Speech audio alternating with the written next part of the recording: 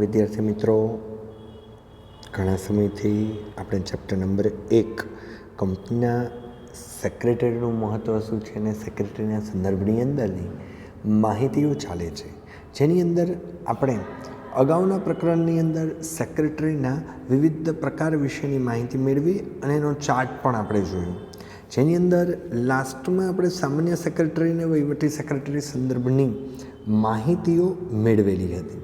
બરાબર, ખાસ કરીને જોયું હતું જેની અંદર સેક્રેટરી ભલે શબ્દ સામાન્ય છે, પરંતુ કંપની વતી પત્ર વ્યવહાર કરવાનો છે, કંપની વતી શેર્સ અને ડિબેન્ચર બહાર પાડવાના છે, શેરની જપ્તી, વેચણી, ફેરબદલી તમામ માહિતીઓ જે છે એને ત્યાં આગળ આપવામાં આવતી હોય. સભ્યોને સભા અંગેની નોટિસ આપવી, એજન્ડા એટલે સભામાં બોલવા માટેના મુદ્દા તૈયાર કરવા, સભા નોંધ એટલે કે સભા પૂર્ણ થયા પછી વિસ્તૃત જે નોંધ લખવામાં આવે તે મિનિટ્સ તૈયાર કરવી, અલગ અલગ દસ્તાવેજ પત્રકો સાચવવા અને રજિસ્ટર સમક્ષ નોંધવા, અને ડિવિડન્ડની શું કરવાની છે ત્યાં આગળ કંપની વતી વેચણી કરવાની નીતિ પણ નક્કી કરવામાં આવતી હોય છે. હવે ત્યારબાદ આપણે જોયું હતું વહીવટી સેક્રેટરી તરીકેના કાર્યો અને એની અંદર પણ કર્મચારીની નિમણૂક કરવી, બરાબર, સારામાં સારા કર્મચારી મેળવવા, વાટાઘાટો એટલે કે કરાર કરવા, ચર્ચાઓ કરવી, કોઈ મુદ્દા ઉપર કોઈ ચર્ચા ચાલતી હોય તો એનો એક યોગ્ય નિર્ણય લેવો, હિસાબો ઉપર દેખરેખ રાખવી, આ તમામ માહિતીઓ જે છે ત્યાં આગળ આપવામાં આવતી હોય. ઉપરાંત સંચાલક મંડળ જે નીતિ અને કાર્યક્રમ ઘડવા માગતા હોય તો એ અનુસાર કાર્ય કરવું, સલાહ સૂચનો આપવા અને માર્ગદર્શન આપવાનું કાર્ય પણ કરવામાં આવતું હોય. વિવિધ ખાતા ઉપર દેખરેખ રાખવી, કારણ કે બીએની અંદર 12મા ધોરણમાં આવશે કે કંપનીના અલગ અલગ ઘણા બધા ખાતાઓ છે, તે તમામ ખાતાઓ ઉપર દેખરેખ રાખવાનું કામ પણ સેક્રેટરી દ્વારા જ કરવામાં આવતું હોય. આમ વહીવટી અધિકારી તરીકે સેક્રેટરી સંચાલક અને કંપની વચ્ચે બંને શું છે, કડીરૂપ છે. તો SQMCQમાં પણ અગાઉ આપણે જોયું આવી શકે, કંપની અને સંચાલકો વચ્ચે જો કોઈ કડી સમાન હોય તો એ કોણ છે, તો કે સેક્રેટરી જે છે એ કડી સમાન કાર્ય કરે છે. હવે જોઈએ રાજદૂત કાર્યાલયનો સેક્રેટરી. બરાબર, અત્યારે દરેક દેશ અન્ય દેશમાં પોતાના રાજદૂતનો નિમણૂક કરે. એલચી, રાજદૂતનો પર્યાય શબ્દ એલચી મૂક્યો છે. કદાચ શબ્દ તો વિચિત્ર છે વિદ્યાર્થીઓ, પણ કોઈ ચિંતા નથી કરવાની. રાજ્ય વતી કે દેશ વતી એના હિતનું રક્ષણ કરનાર કોઈ એક વ્યક્તિ હોય તો એ રાજદૂત કાર્યાલયનો સેક્રેટરી કહેવાય. આપણે ઘણીવાર એવું જોયું છે કે મેચ ઇન્ડિયા જીત્યું, કે મેચ કોઈ વ્યક્તિ નથી જીતતું, કોઈ ટીમ નથી જીતતીને બોલાય ઇન્ડિયા, તો ઇન્ડિયામાં તો હું ને તમે પણ આવી ગયા, બરાબર ને કદાચ મેચ જોતાં જોતાં આપણે પુષ્કળ આનંદ અનુભવીએ છીએ, કારણ કે આખા ઇન્ડિયા વતી ક્રિકેટ મેચના અંદર રહેલા ખેલાડીઓ એનું પ્રભુત્વ કરે છે અને એ જ પ્રભુત્વ આખું ત્યાં આગળ ધ્યાનમાં લેવામાં આવતું હોય છે. બરાબર, જેમાં મુખ્ય કામ પોતાના દેશના હિતોનું શું કરવાનું, રક્ષણ કરવાનું, પોતાના દેશનું દ્રષ્ટિબિંદુ સમજાવવાનું હોય છે. શું હોય? પોતાના દેશનું દ્રષ્ટિબિંદુ. મારો દેશ આ ઈચ્છે છે, મારા દેશ વતી આ કાર્ય કરીશ, મારા દેશ માટે હું આ કાર્ય કરીશ તો એનું નામ રોશન થશે, ગર્વથી અમારું નામ વિશ્વમાં લેવાશે, તો એના વતી એ કાર્ય કરવામાં આવે છે.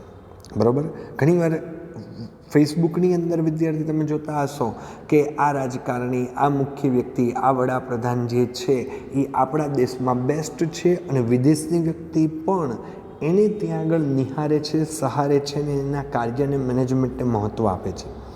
શું કામ? તો કે ભારત વતી પ્રભુત્વ કરે છે. એમ તમે પણ ઘર વતી પ્રભુત્વ કરો છો, તમારા ઘરના પણ તમે એલચી જ છો. તમારા ઘરની મહત્વતા, હિતોનું રક્ષણ, તમારા ફેમિલીના દ્રષ્ટિબિંદુઓ તમને ખબર જ છે અને એ જ પ્રમાણે તમારું વર્તન હોય છે. આવા સેક્રેટરીને રાજદૂત કાર્યાલયના સેક્રેટરી તરીકે ઓળખવામાં આવે છે. ત્યારબાદ વિભાગીય સેક્રેટરી. વિભાગ એટલે ડિપાર્ટમેન્ટનું ધ્યાન રાખનાર મુખ્ય વ્યક્તિ, જેને ડિપાર્ટમેન્ટલ સેક્રેટરી તરીકે ઓળખાય છે. આવા ડિપાર્ટમેન્ટ કોઈ એકમ હોય તો ઘણા બધા છે, જેમ કે ખરીદ વિભાગ, વેચાણ વિભાગ, એકાઉન્ટ વિભાગ, સ્ટોર વિભાગ, હ્યુમન રિસોર્સ મેનેજમેન્ટ. તો એ વિભાગોમાં દેખરેખ રખાય. તમે 12મા ધોરણ પછી પણ આવા કોઈ સ્પેશિયલ ડિપાર્ટમેન્ટના અનુલક્ષીને કોર્સિસ કરો છો, તે ડિપાર્ટમેન્ટના હેડ પણ તમે ત્યાં આગળ બની શકો. જ્યારે અહીંયા આગળ કંઈક અલગ ઉદાહરણ આપે છે વિદ્યાર્થીઓ, જોઈએ. વિભાગીય સેક્રેટરી પ્રજા વિધાનસભ્યો કે સાંસદ ચૂંટે. એટલે આપણે બધા ભેગા થઈને કોને ચૂંટીએ છીએ? વિધાનસભાને અને સંસદને. જે પક્ષ બહુમતી ધરાવતો હોય તે પક્ષ સરકાર રચે. એટલે બહુમતી કોંગ્રેસની આવે, ભાજપની આવે કે અન્યની આવે. હવે એ શું કરશે? આખી સરકાર રચશે. એટલે કે પ્રધાનમંડળની રચના કરવામાં આવે. એની અંદર જરૂરિયાતના 5, 10, 15, 20, 25 વ્યક્તિઓનું મંડળ બને અને દરેક વ્યક્તિ વચ્ચે આખા દેશના અલગ અલગ વિભાગોની વહેંચણી કરવામાં આવે છે. જે તે વિભાગને પ્રધાન સાંભળે છે. આ પ્રધાન જે ખાતું સંભાળે તેનો વહીવટ ચલાવવા માટે જે અધિકારીની નિમણૂક કરવામાં આવે એ વિભાગીય અધિકારી કહેવામાં આવે. હવે જે પ્રધાન છે એ શું કરશે? આખા દેશમાં અલગ અલગ ખાતાઓ સંભાળવા માટે અલગ અલગ વ્યક્તિની નિમણૂક કરશે. ખેતી ક્ષેત્ર કોઈને આપશે, કોઈને પેટ્રોલિયમ, કોઈને આયાત નિકાસ. આવા અલગ અલગ વિભાગો આખા દેશમાં ચલાવવા માટે શું કરશે? સોંપણી કરશે. તે વિભાગીય સેક્રેટરી છે એવું કહેવામાં આવે. તે વિભાગીય વડા કે વિભાગીય સેક્રેટરી તરીકે સનદી IAS અધિકારીની ત્યાં આગળ નિમણૂક થાય. બરાબર? આપણે સાંભળેલું છે IAS કે IPS બનવું છે. બરાબર ને? તો એ શું કરશે? આવા કોઈ વિભાગની વ્યક્તિની નિમણૂક કરે એ IAS અધિકારી તરીકેની નિમણૂક કરવામાં આવે છે. આવા અધિકારીનું મુખ્ય કાર્ય જે તે વિભાગની નીતિ ઘડતર મુજબ ચાલે છે કે નહીં જોવાનું છે. માનો કે તમને કૃષિ માટેની નિમણૂક કરી, તમે કૃષિ વિભાગના સેક્રેટરી કે મુખ્ય અધિકારી તરીકે નિમ્યા, તો આખા દેશની અંદર કૃષિ ઘડતરના નીતિ નિયમો કેવા છે, કયા એ જ નિયમથી કૃષિ ક્ષેત્ર ચાલે છે કે નહીં, દરેક સહાયક પાકની મબલકતા, પાકનું ઉત્પન્ન, પાક વિદેશમાં મોકલવો, તમામ બાબતોના નીતિ ઘડતર ઉપર એ મુખ્ય અધિકારી તરીકે તમારું ધ્યાન હોવું જરૂરી છે. તેમણે જે તે વિભાગનું કાર્ય નિષ્ઠાપૂર્વક કરવાનું છે, પ્રમાણિકપણે કરવાનું છે, કાયદાકીય રીતે સંચાલન કરવાનું હોય, જેમાં પોતાના નીતિ નિયમ પછી કાયદો, દેશ, પ્રમાણિકતા, નિષ્ઠા આ બધું જ ત્યાં આગળ મહત્ત્વતા ધરાવે છે. દાખલા તરીકે શિક્ષણ વિભાગના સેક્રેટરી. હાલમાં તમને પણ ખ્યાલ હશે, શિક્ષણ ક્ષેત્રમાં ઘણા બધા ફેરફાર આવે છે. તો કોઈ શિક્ષક કે પ્રિન્સિપલ કંઈ નથી કરી શકતું. ભારત સરકારે સોંપી દીધું રાજ્ય સરકારને. એટલે આપણે ગુજરાતમાં રહીએ છીએ તો ગુજરાત રાજ્યના મુખ્ય શિક્ષણ વિભાગના અધિકારી આપણને જે સૂચના આપે તો એ સૂચના મુજબ કાર્ય કરી શકાય. એક્ઝામ ક્યારે લેવી, એકમ કસોટી ક્યારે લેવી, કઈ પદ્ધતિથી લેવી, ફીઝમાં ઘટાડો કરવો, ફીઝમાં કયા પ્રકારના ફેરફારો કરવા, આ બધી જ એના દ્વારા મળતી માહિતી મુજબ જ કાર્ય કરવામાં આવે. સેકન્ડ ઉદાહરણ આપે છે ગૃહ વિભાગના સેક્રેટરીનું. બરાબર? જે બાંધકામ ખાતું હોય તો બાંધકામ ખાતાના અધિકારી દ્વારા આ યોગ્ય પ્રકારનું કાર્ય કરવામાં આવતું હોય છે. બરાબર? તો સ્પેશિયલી આ વિભાગીય અધિકારી છે એવું ત્યાં આગળ કહેવામાં આવે. ત્યારબાદ મંડળના સેક્રેટરી. તમારામાંથી ઘણા બધા વિદ્યાર્થી, તમારા માતા પિતા આવા અલગ અલગ કોઈ મંડળો સાથે જોડાયેલા છે અને એની મહત્ત્વની કામગીરી પોતાના હસ્તક પણ રાખે છે. તો એ મંડળનો સેક્રેટરી તરીકે ઓળખવામાં આવે. એ ક્યારે બની શકે? તો એ કાર્યની, એ પ્રવૃત્તિની, એ ક્ષેત્રની સંપૂર્ણ માહિતી અને સંપૂર્ણ જ્ઞાન જો એના પાસે હોય તો એ સરળતાથી કાર્ય કરવામાં આવતું હોય છે. મંડળના સેક્રેટરી જેની અંદર માનવ સંસ્કૃતિની વિકાસની આગેકૂચ જેમ આગળ વધી રહી છે તેમ સામાજિક, આર્થિક અને સાંસ્કૃતિક બાબતનો વ્યાપ, વિસ્તાર અને સ્વરૂપમાં ફેરફાર થયા. કેમ કે દેશ બહુ આગળ વધી રહ્યો છે, માનવ સંસ્કૃતિ બહુ આગળ વધી રહી છે. તમે જુઓ તો પહેલાં NGO કે સેવાભાવી સંસ્થાઓ ઓછી હતી, હાલમાં એ ખૂબ વધી ગઈ. વોટ્સઅપ ગ્રુપ, સોશિયલ મીડિયા ઉપર જોઈ શકો છો કે કોરોનાના કારણે કેટલી જે સેવાભાવી સંસ્થાઓ કેટલા સારા સારા કાર્યો કરે છે. એટલે એ સંસ્કૃતિનો વ્યાપ, વિસ્તાર, સ્વરૂપ બધું જ શું થાય? વધતું જાય. પરિણામે આવા મંડળોને સેક્રેટરીની જરૂરિયાત ઊભી થઈ છે. આવા મંડળો નીચે મુજબ છે, બરાબર. જેમાં પહેલું વિદ્યાર્થી મંડળ, સ્ટુડન્ટ્સ યુનિયન સેક્રેટરી, કે વિદ્યાર્થી માટેના હક, ફરજો અને નિયમોનું પાલન કરવા માટે વિદ્યાર્થી વતી, શાળા વતી કે કોલેજ વતી કોઈ એક વ્યક્તિની નિમણૂક કરવામાં આવે તો એ વિદ્યાર્થી મંડળનો સેક્રેટરી છે એવું કહેવામાં આવે. શાળા અને કોલેજોમાં લોકશાહી પ્રણાલીથી સમજ આપવી, બરાબર. લોકો શું માગે છે, વિદ્યાર્થી શું માગે છે, વિદ્યાર્થી કેવા પ્રકારની પ્રવૃત્તિ કરવા ઈચ્છે છે, વિદ્યાર્થીના અધિકારને કાર્યનિર્વિત કરવા. વિદ્યાર્થીનો અધિકાર છે કે આ વસ્તુ એને પ્રાપ્ત કરવી, તો એ અનુસંધાનમાં કાર્યનિર્વિત, કાર્યને અનુરૂપ આપણે એને કરી આપવું. વિદ્યાર્થીના પ્રશ્નોને વાચા આપવા.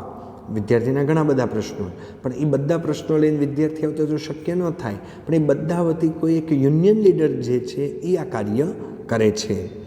વિદ્યાર્થીના પ્રશ્નોને વાચા આપવા વિદ્યાર્થી મંડળની શું થાય, રચના કરવામાં આવે છે. ઘણી વખત તમે સ્કૂલની અંદર નાના પાયે આવી કામગીરી પણ ત્યાં આગળ કરેલી છે. વિદ્યાર્થી ચૂંટણી દ્વારા પોતાનામાંથી આવા સેક્રેટરીને ચૂંટી કાઢે, જેને GS જનરલ સેક્રેટરી તરીકે ઓળખવામાં આવે. આપણે મજાક મસ્તીમાં એવું કહીએ શિક્ષકનો ચમચો છે, એ આમ છે તેમ છે, પણ નહીં. એ વ્યક્તિ GS જનરલ સેક્રેટરી છે. શાળા વતી, વર્ગ વતી કે શિક્ષક વતી એ પોતાનું પ્રભુત્વ કરશે અને સોંપાયેલા કાર્યને યોગ્ય જવાબદારીપૂર્વક પૂર્ણ કરવાનો પ્રયત્ન પણ કરે છે. કોલેજની અંદર તમે જોશો તો ભાવનગર લેવલ ઉપર તમે સાંભળ્યું છે ABVP જે છે એ વિદ્યાર્થીઓ માટે ખૂબ સારી રીતે કાર્યરત છે. તો એ વિદ્યાર્થી વતી તમામ હકોનું રક્ષણ, એને કેવા પ્રકારના નિયમોથી ફાયદો થાય એવું પણ કરવામાં આવે. સેકન્ડ મુદ્દામાં જઈએ તો ક્લબના સેક્રેટરી. તમારામાંથી ઘણા બધા પેરેન્ટ્સ અથવા તો તમે કોઈ ક્લબ સાથે જોડાયેલા છો, બરાબર. પછી ભાવનગરમાં રહેલું ઇસ્કોન ક્લબ પણ આવી જાય અને અમદાવાદની અંદર રહેલું કર્ણાવતી ક્લબ પણ આવે, કોઈ સ્પોર્ટ્સની પ્રવૃત્તિ પણ આવે છે. આ બધા કાર્યો કરવા માટે એક ક્લબમાં જે વ્યક્તિને મુખ્ય નિમ્યો હોય એ વ્યક્તિ એ ક્લબનો સેક્રેટરી તરીકે ઓળખવામાં આવે છે. ક્લબના સેક્રેટરીમાં રમતગમત અને અન્ય સાંસ્કૃતિક બાબતોને પ્રોત્સાહન આપવા, સાકાર કરવા ક્લબની સ્થાપના કરવામાં આવે છે, બરાબર. પછી રમતગમત હોય, સ્પોર્ટ બાબતે હોય તો ભાવનગરની અંદર જો ક્રિકેટ માટે ભરૂચા ક્લબ ખૂબ સારું કાર્ય કરે છે. સાંસ્કૃતિક બાબતે હોય તો અલગ અલગ સંસ્થાઓ સાંસ્કૃતિક પ્રવૃત્તિઓ શીખવાડવી, એની માટેના કાર્યક્રમો રાખી બાળકોને પ્રોત્સાહિત કરવાના કાર્ય કરે છે. ઉદાહરણ સ્વરૂપે કીધું છે sports club of Gujarat, BCCI વગેરે ક્લબ. ક્લબના બંધારણ મુજબ સેક્રેટરીને ચૂંટી કાઢવામાં આવે. શું કરશું? જે પણ પ્રકારનું ક્લબ છે, જેનું બંધારણ એટલે નીતિ નિયમ છે, એ નીતિ નિયમ મુજબ જ ત્યાં આગળ એને ચૂંટી કાઢવામાં આવતા હોય એવું કહેવામાં આવે છે. તો એ ક્લબનો સેક્રેટરી છે એવું કહેવામાં આવશે. આ સેક્રેટરીનું મુખ્ય કાર્ય જે તે ક્લબની વર્તમાન જરૂરિયાત અનુસાર, પ્રવર્તમાન નિયમ અનુસાર, બરાબર શબ્દ મૂક્યો છે પ્રવર્તમાન, જેની અંતર્ગત એવું કહેવાય હાલમાં જે નીતિ નિયમ ક્લબના છે એ નીતિ નિયમ મુજબ જ એણે પોતાનું સંચાલન કરવાનું છે, બરાબર. સમય પ્રમાણે ક્લબના નીતિ નિયમ બદલાતા હોય તો નીતિ નિયમ બદલાવીને પણ એને એ કાર્ય પ્રવૃત્તિ ત્યાં આગળ કરવી જરૂરી બનતી હોય છે. ત્યારબાદ શૈક્ષણિક સંસ્થાના સેક્રેટરી.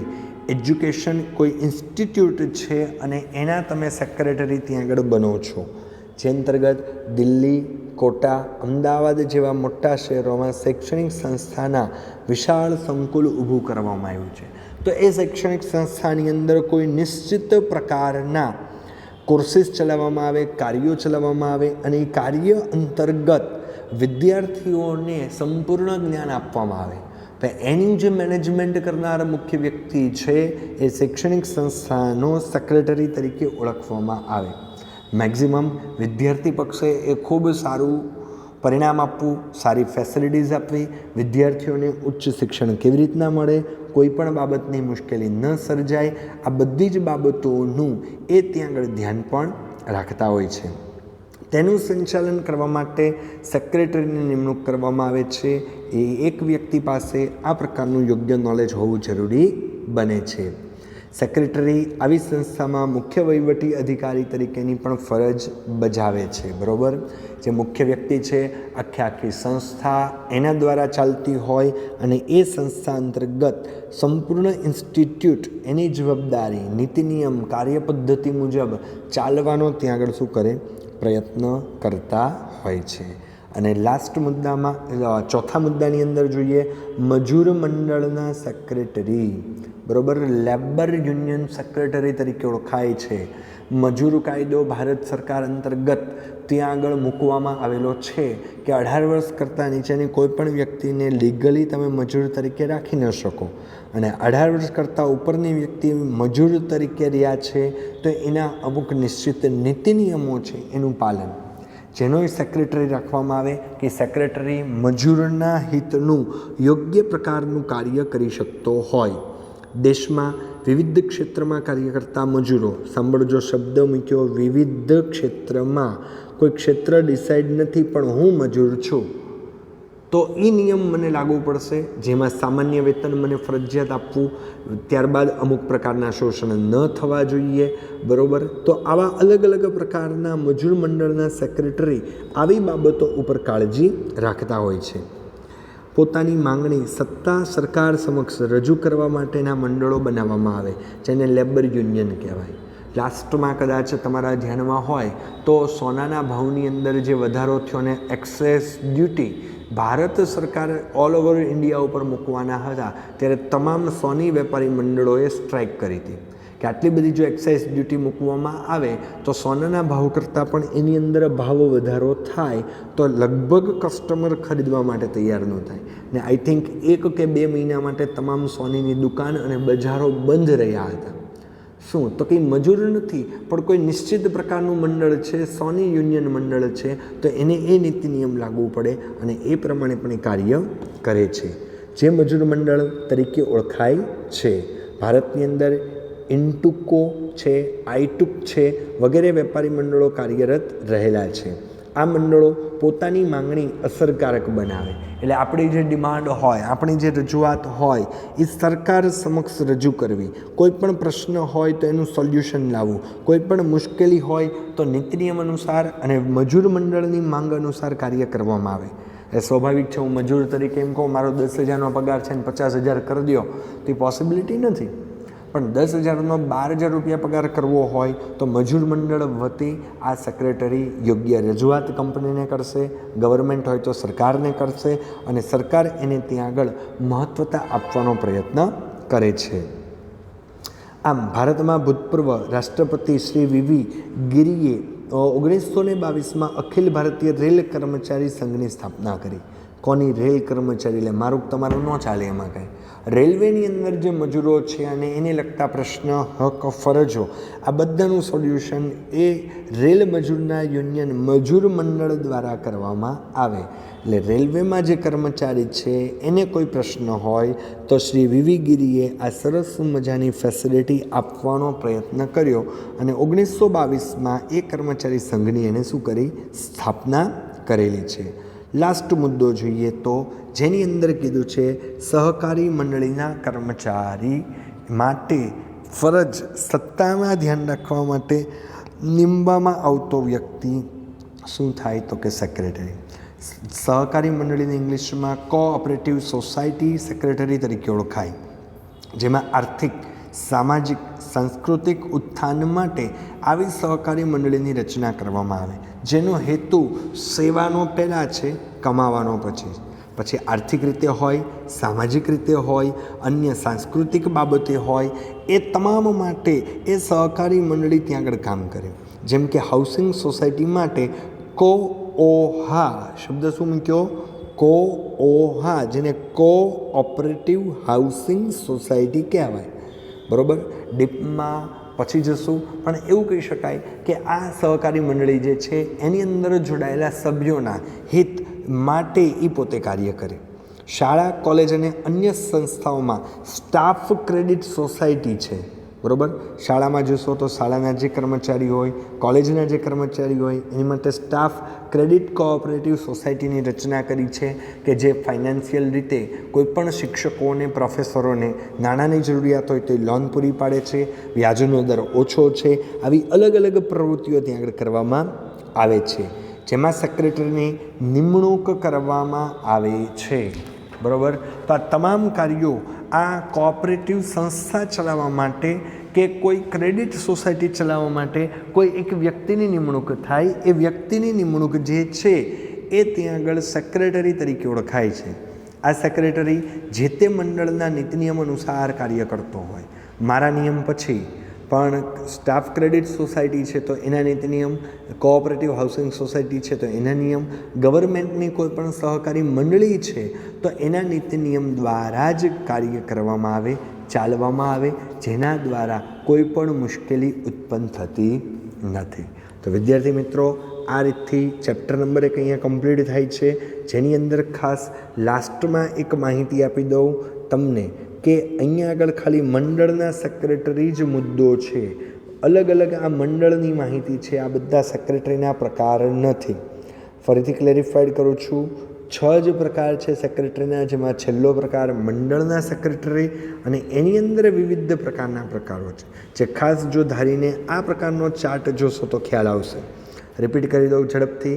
પહેલો ખાનગી સેક્રેટરી, બીજો રાજકીય સેક્રેટરી, ત્રીજો કંપની સેક્રેટરી, એના 2 પ્રકાર, રાજદૂત સેક્રેટરી, વિભાગીય સેક્રેટરી અને મંડળના સેક્રેટરી 1, 2, 3, 4, 5 અને 6. ઓકે. કંપની સેક્રેટરીના 2 પ્રકાર છે, જેમાં સામાન્ય અને વહીવટી. ઓકે. ત્યારબાદ લાસ્ટ મુદ્દો આપણે જોયો છે મંડળના સેક્રેટરી, તો એના પણ 1, 2, 3, 4, 5 અને 6. આ રીતે એસક્યુ એમસીક્યુ યાદ રહી જાય. સેક્રેટરીના મુખ્ય કેટલા પ્રકાર છે તો 6. મંડળના સેક્રેટરીના મુખ્ય કેટલા પ્રકાર 6. એ અંતર્ગત અલગ અલગ કાર્યો કરવામાં આવે. આમ આ ચેપ્ટર દરમિયાન આપણે જોયું સેક્રેટરીનું મહત્ત્વ અલગ અલગ ક્ષેત્રની અંદર ખૂબ જ રહેલું છે. સેક્રેટરી કદાચ શબ્દ સાંભળતા એવો લાગે કે કામવાળો છે, પટાવાળો છે કે કોકના ઓર્ડરનું પાલન કરવાવાળો છે, તો એ બહુ દૂરની વાત છે. પણ તમારે હવે આગળ વધવાનું છે માત્ર આ એક મુદ્દા ઉપર કે કંપની સેક્રેટરી તમે બની શકો છો તો એની માટેના સામાન્ય અને વહીવટી સેક્રેટરી એની પાસેનું પુષ્કળ જ્ઞાન, નિષ્ણાંતતા હોય તો જ એ શક્ય બને છે, અન્યથા એ શક્ય બનતું નથી. કોમર્સ ફિલ્ડમાં આવ્યા માટે તમે આ એક દ્વાર તમારી માટે નવો ખુલે છે અને એમાં જ ચેપ્ટર નંબર 1, 2 જો વ્યવસ્થિત ભણશો, આ પ્રકારનું નોલેજ પ્રાપ્ત થાય તો ભવિષ્યની અંદર CS જે છે એ કાર્ય તમારા માટે કરી શકાય. એટલે ખાસ સેક્રેટરી શબ્દ પટાવાળો નથી, પણ વિશિષ્ટ જ્ઞાન ધરાવવાવાળો વ્યક્તિ છે જે કંપની અને સંચાલકને એક જોડતી કડી છે એવું પણ આપણે જોયું. ચેપ્ટર સંપૂર્ણ જોઈ લેવું. કોઈ પણ મુશ્કેલી હોય તો જણાવવું. Thank you very much. Bye bye. God bless you.